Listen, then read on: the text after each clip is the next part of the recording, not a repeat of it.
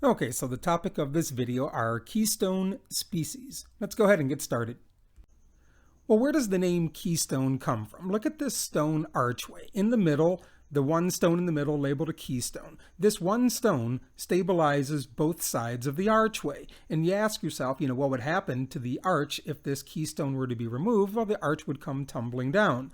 This one stone has an unusually large impact on the stability of the entire arch. And if we use this analogy, what is a keystone? It's a species that has an unusually large impact on its environment. Let's go over some examples. For example, beavers are a great example of a keystone species in their ecosystems. They, I'm sure you know, build beaver dams, and the beaver dams help to slow the flow of water. And so beavers inadvertently create wetlands. And the slow water, the wetlands that are produced become a breeding ground for insects. Insects often lay their eggs in water, still water. And then this attracts a larger number of fish, which also attracts birds to the area. So an entire ecosystem because of the actions of one organism. And if you ask, what would likely happen to this ecosystem if beavers were to be removed? Well, more on this coming up. We're going to come back to this after another example. But hopefully you can see that beavers have a great impact on the biodiversity of their ecosystem to help to maintain the biodiversity. And if we look at another example, what would happen if a keystone species were to be removed? Well, this leads to what's known as a trophic cascade. Now, before I go into a definition, hopefully you can come up with your own definition as we go through this example.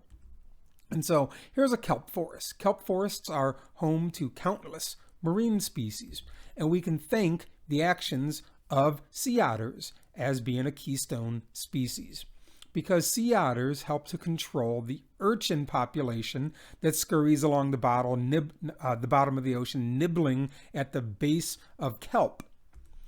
And so the problem what we're seeing is that sea otter numbers have greatly been reduced over the years due to hunting and habitat destruction.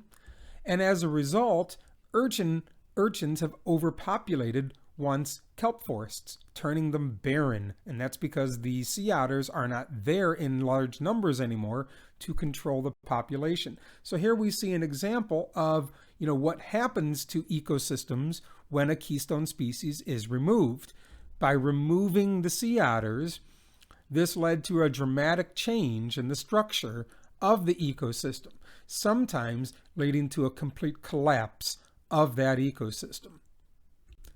Now, if I bring back the beaver example from earlier and the effects of beavers building dams, and I ask the question, what would likely happen to this ecosystem if the beavers were to be removed?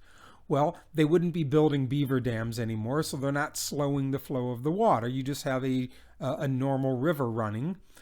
You're going to lose the wetlands. Yeah, you're still going to have a river ecosystem, but not the wetlands that were created as a result of the dams. This is probably going to lead to a lesser amount of insects breeding in the fast-moving water instead of the still water. Of course, you're going to have some fish in the river, just not the larger numbers that may have benefited from the wetlands. Of course, then this leads to less birds coming in. And so not necessarily a total collapse of the entire ecosystem, because you still have a river and you still have the trees and the grasses and the plants, but a dramatic change in the structure of the ecosystem nonetheless, all because of the actions of the beavers. So are animals the only examples of keystone species? No. Another good example would be the Saguaro cacti of the Sonoran Desert.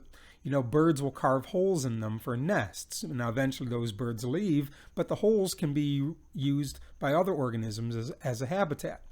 The cacti also produce fruit, which are eaten by birds and bats and insects, and eaten not just for nourishment, but also for hydration. Of course, deserts are characteristically dry, and the watery fruits provide hydration for the birds and bats and insects that feed upon them. And so if the cacti were removed, you would expect to see a large decline in the birds, bats, insects, and others within this ecosystem, thus showing and fulfilling a keystone species. So I hope you found this short video helpful, and thank you for watching.